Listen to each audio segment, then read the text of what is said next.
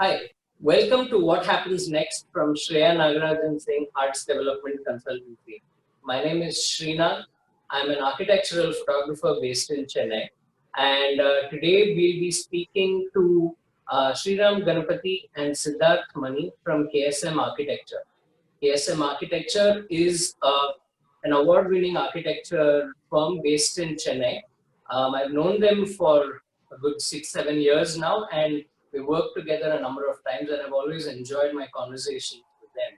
So I thought now would be a good time to bring in Sriram and Siddarth. Hi, well, thank you so much for being here and for putting up with the long setup process to get this going. No? Hi, Sreenag. Hi. So, how have things been so far in the last couple of months? I think this week you started coming back to office, right? Yep. As of 18th of May, as official lockdown went down, we resumed working from our studio, but we've been working from our homes for ever since the lockdown came into force. And actually, it worked quite well. At some point, we were thinking that why did we build such an office and stuff? But yeah, it's different when you come and work in your studio, your spaces. Yeah, but I also think it's nice to have your office behind you when you're actually talking to people and not like parts of your house. Absolutely. I mean, I think this is probably the longest we've ever spent continuously at home without actually leaving your home, not going out anywhere. And I think it really makes you miss the overall environment of sort of being with each other and having a conversation one-on-one. It has, I think, a lot of the subtlety is taken out of it when you do it on these online platforms. But I think sensing a person's the way they talk and the way they react to what you're saying, I think is a lot. I think a lot of those things you pick up only when you're sitting one-on-one. Yeah. And I think also for your office is very open. So you can literally look to your right and talk to somebody who's sitting about 10 feet away. And it's not quite as easy now, right? Communication must be slower. I mean, I don't know. I mean, I think the issue actually from a communication point of view, from a work point of view, has not really very much. I think it's more the feeling of being in a workspace has really been what we've been struggling with, or maybe what we've not had the opportunity to experience in the past, 45, 50 days. Couple of things, when we have our meetings, I'll tell you some of the positives that I have seen in this lockdown. When we have our meetings in office, we're 60% focused on that project. Because there's always a phone call, there's always something else. You're always doing 2-3 things simultaneously. But when we come on this Zoom call and we talk about one particular project, there are 4 or 5 people sitting over there. I know that the conversation takes longer. What you would probably have finished in 15-20 minutes, half an hour discussion, it takes 2.5 hours. Yeah. You get into a good amount of detail, and everyone speaks their mind. They speaks, whether it's silly or not. There's no fear of telling what you think about that particular project is, and you're actually analyzing a project, a problem, or a detail, or anything threadbare, which I think is fantastic, which we don't do in our studios. So that's something, I think that's a learning, and we need to do something like that whenever we have our meetings later. We really need to get into that level of focus, because that's amazing. The amount of clarity of thought is amazing when we also because we structure it a lot better, because we have a defined time. I mean, obviously at home you have that 1-2 hour window before you get consumed by home related activities. Right, of course. I think having a start and an end, a little bit of structure to the way you think also helps, because at work also, like what Sriram is saying, you end up thinking you can also solve it tomorrow because you're going to be here tomorrow again, and so on and so on and so on. So you tend to sort of prioritize and maybe push things around a little bit. which I think were tremendously efficient during Really lockdown. efficient. But the flip side of it is now if there is a little detail and across the table we just make a sketch and say, look, why don't we look at it this way? Now you can't do that in a call. So you have to start explaining. Your language comes into as you move your cursor a little bit up north, go a little to the right, make a little circle. Can we do this? So that becomes a little irritating.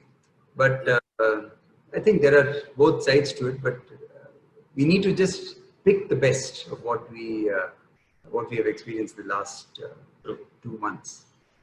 Nice. But it's very interesting to hear that because many people, like you said, they're getting very distracted while working from home or looking at this as some sort of extended vacation.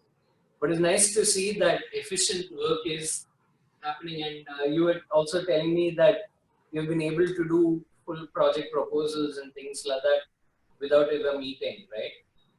So how do you feel like your team has handled this? How do they feel about it? And are they enjoying working in lockdown from home, or are they looking forward to coming back to the office?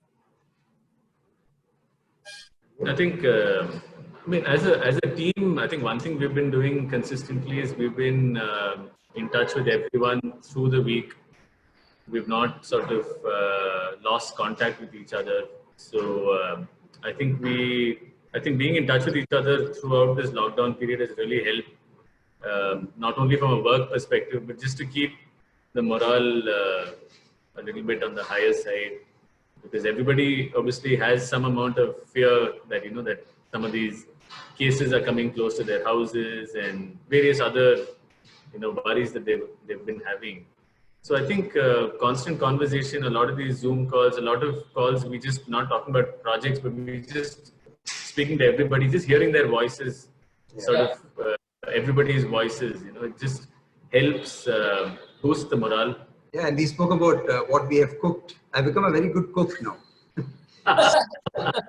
So, like my desserts, if I may say so, are like really good quality. Top level, huh? Siddarth has always been a baker. He bakes, and he says. Really, I didn't know that. Pictures. No, we are able to send some amazing pictures as well.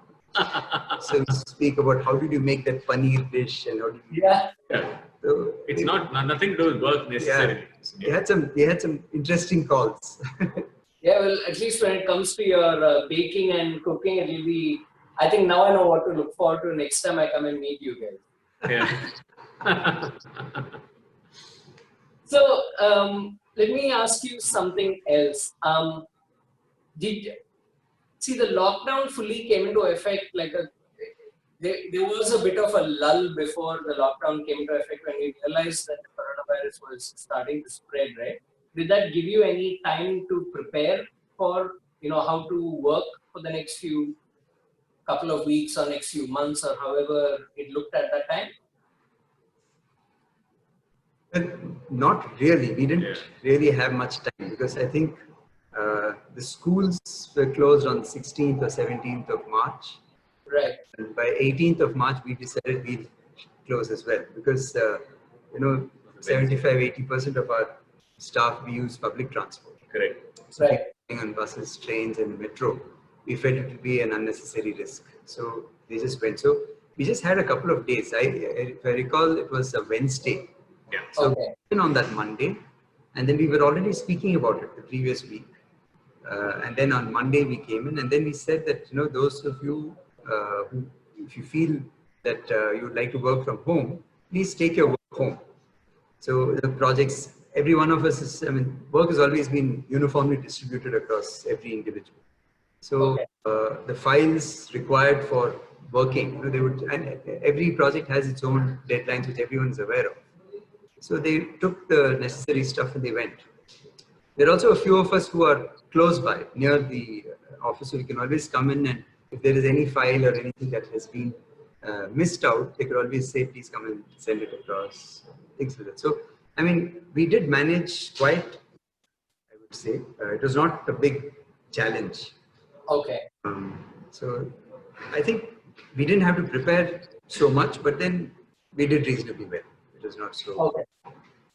But I think that's good to hear that you were already able to work that way because I have spoken to some people in building and architecture whose offices were not equipped to work from home because everyone was on desktops and I think nothing was on the cloud. So I think they had a harder time doing this. Now, now that you had time to reflect on this, have you been able to set anything else in place? Because I think, as you said, with most of the team working from home, and only some people because they can't come on public transport. What have you done now that makes things easier to work from home or work remotely?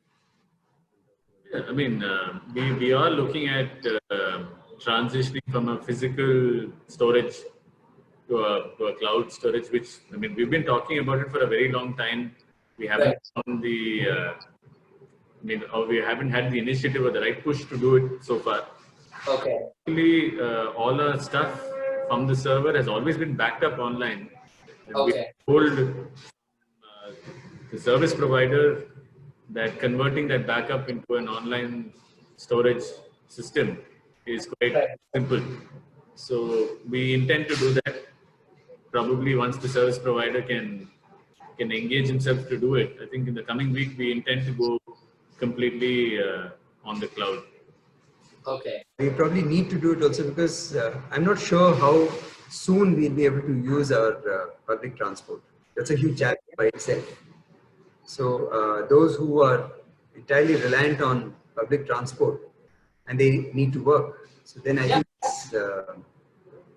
this cloud server thing would definitely help. No, and it opens opportunities. Like for example, many times, even pre-COVID, we would have a situation where you've gone home and there's a very critically required file that, like a distress call from a site saying, I badly need this piece of data. And since the server is physically placed here, we have those limitations of access to those files. So even outside of that, there is the flexibility of retrieving critical information at any point in time, which also helps us. Right. Yeah, of course.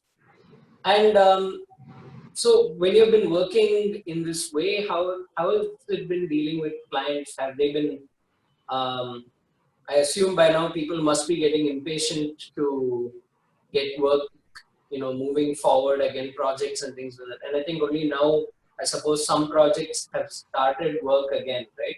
How have the clients been, how has it been dealing with clients? Are all your projects still, are they all just starting up again? It's kind of half and half. Okay. Because say different clients have different business models. Some of them have been very badly affected. Their businesses have been affected. Right. So, I mean, we are sure that many of those projects are going to take a long time to really take off, if at all they will. So that's. But I would say about 40% of our clients are keen to get started. Okay, that's great. So that's like really good news. So, yeah. And also the our work profile is quite varied. Yeah. There's residential, commercial, institutional, industrial work, and so on. There's different kinds of projects. So our client profile is also quite varied. So some of them are, they just actually have treated it like a 1 month break and then they just carry on. Hopefully our fees will also carry on the same way, So, but good chances that it would, So I would say that way we are not so badly off. But, is worrisome is the future indications. What happens probably 3 months, 6 months hence? Because really the work and the cash flow and the running of the whole office, you need to look at the performance 6 months before, and that's when the money starts rolling in and the work starts rolling in. So we need new projects. So it's the starting of new projects that's a concern. And there's a concern that will be affected for maybe. You think things will come back to normal a little bit over the next 18 months, maybe? I'm not sure. I won't go as far as. I think we need to make our windows very, very short. We need to think 1, 2, 3 months at a time. There's no aiming too far ahead is probably knee jerk, in my opinion. I think India as a country is doing reasonably well. Right. There is a lot of panic and it's just surfeit of WhatsApp going around. I think we are doing reasonably well. So considering that, I think indications are that things will get better. Of course, it's not going to be your normal is going to be definitely a different normal. But Right. I think work will start, but it's that initial thing. Now, when somebody wants to start, there's a client who wants to put up a project and you're all set to start construction or you're at approval drawing stage and getting ready to start. You would always think that, I need to put in so many crores of rupees. Now, when am I going to get my returns? Is it a good idea now? Do I wait? And so on. So that will impact architects because if they delay a project, then obviously our cash flow stops. There is not much work. The project is not stopped, but your cash flow has stopped. Work has stopped. Okay. So we really need to see what are the indications about projects starting and new projects coming in to start. Okay, got it. And so now a lot of the people who will be watching this video are architects or architecture students, and of course there will be a lot of artists and photographers as well who will be watching this, hopefully.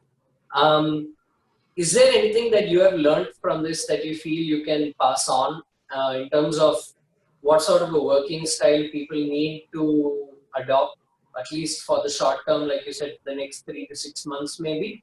Is there something in particular that you feel is unique in the way you have been able to do things that others can try and emulate?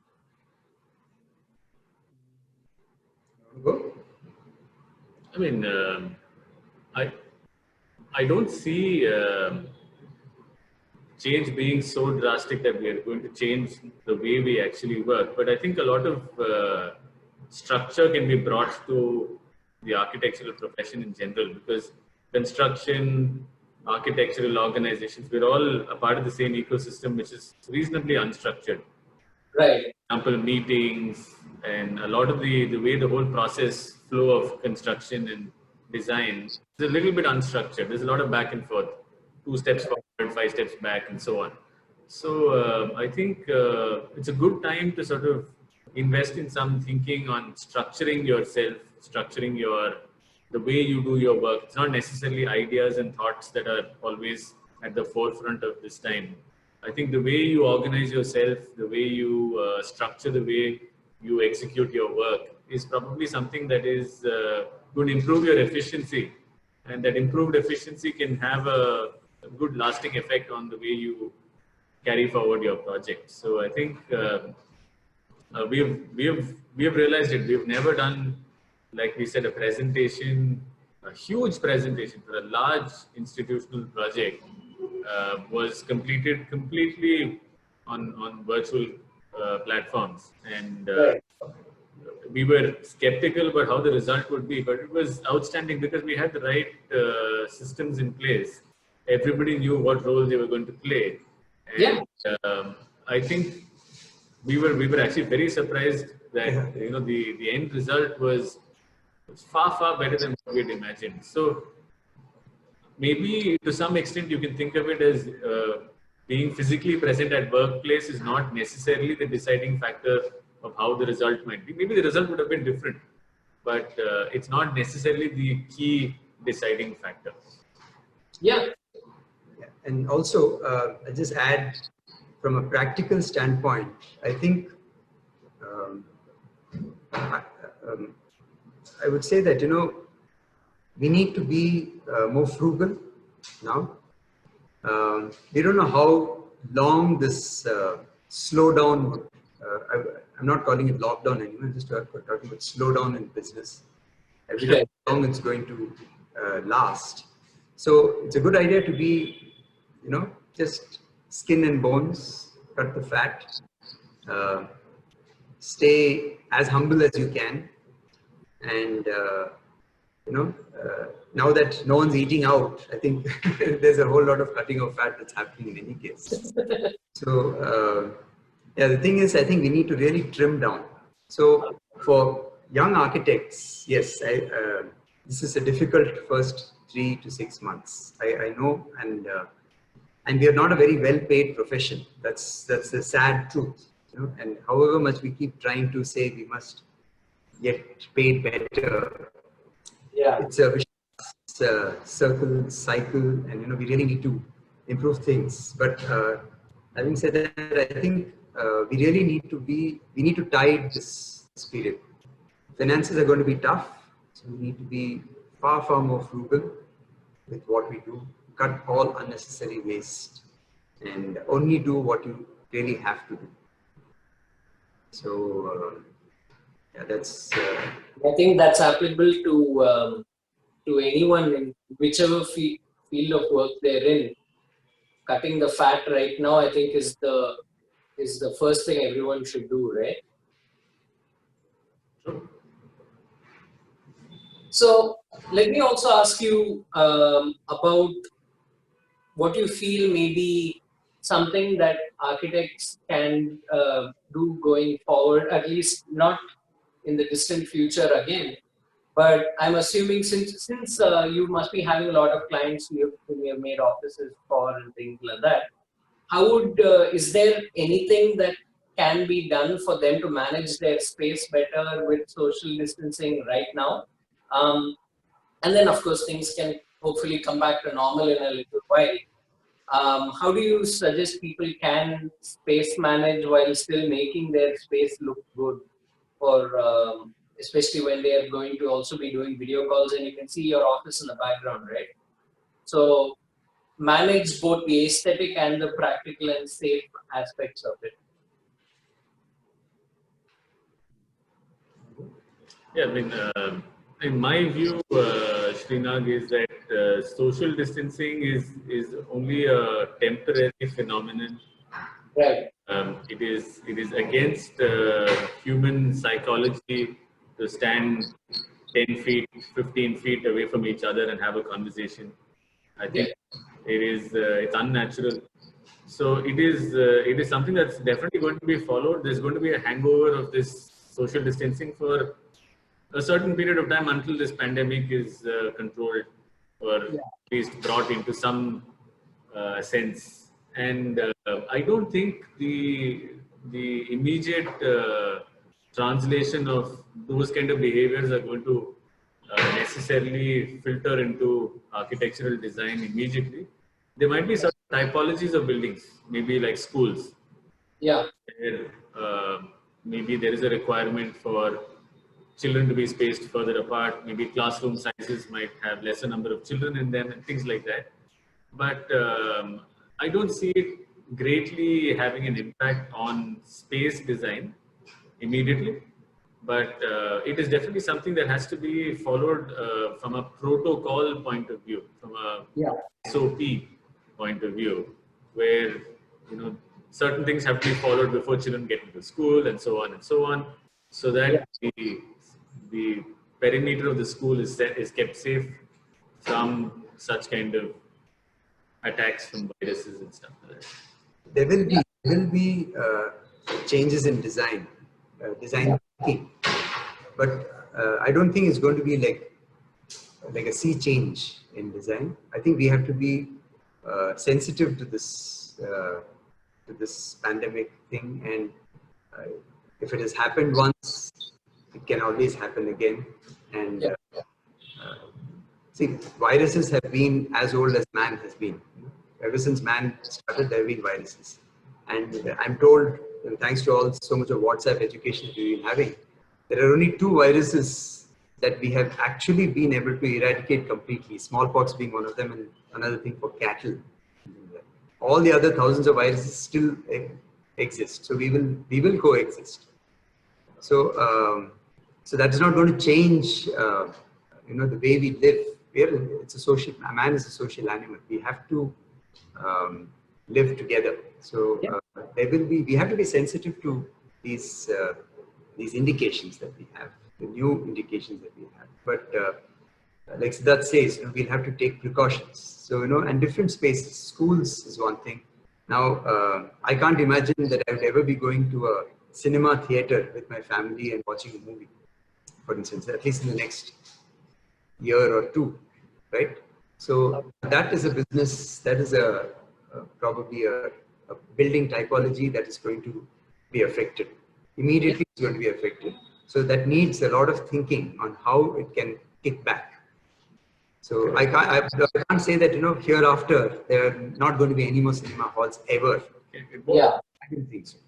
So you will have a mall, you will have shopping happening, retail and restaurants. Now eating out, it's almost like one of your instincts today. You have to eat out. People have to go out. People go out to a resort. You're going out on a holiday, vacation. You travel. How do you travel? So we cannot stop this, but we will have to be sensitive to this and then move forward. So there is a lot of work as architects, as designers. We will have to think. And we will pretty deep. Like a chess player, we have to think 5-10 moves ahead to see how is it that things will pan out.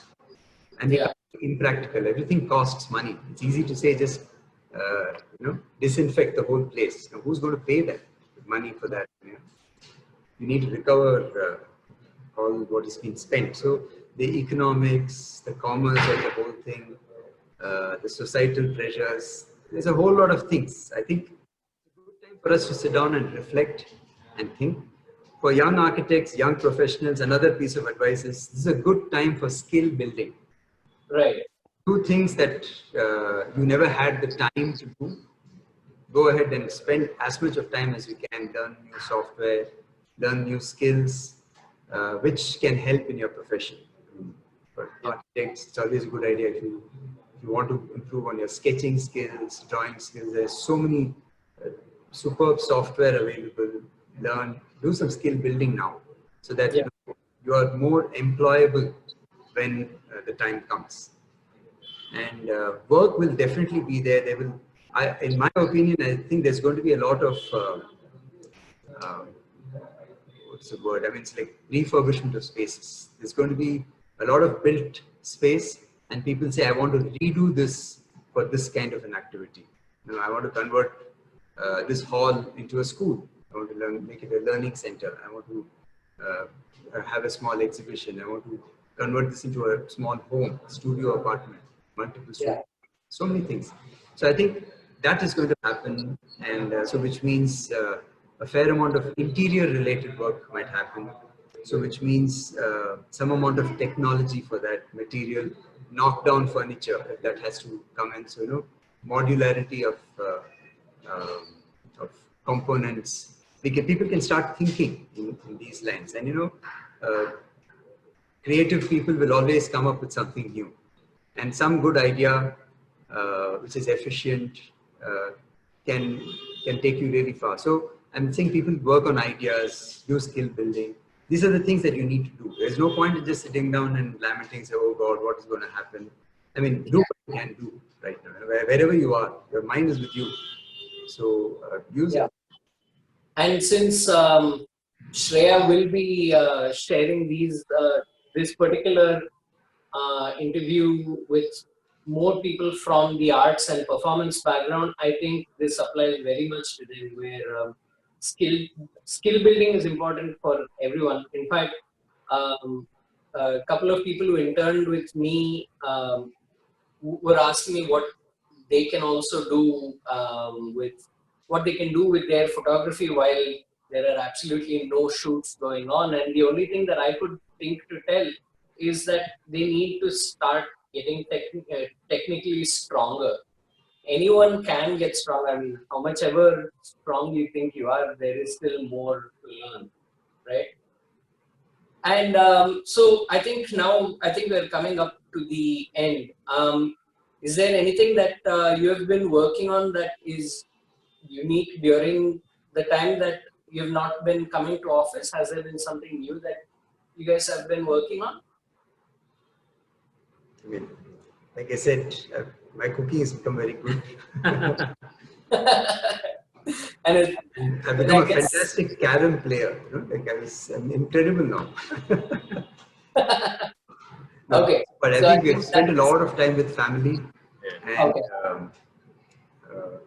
I think It's an absolute rarity. Yeah, it's to have impossible. 45 days on the trot, 50 days. I think after high school, when we used to have summer vacations where you could just go out and not do anything else. Yeah. I've not had this kind of time ever. Correct. I actually, honestly, I've enjoyed my time. I really enjoyed this.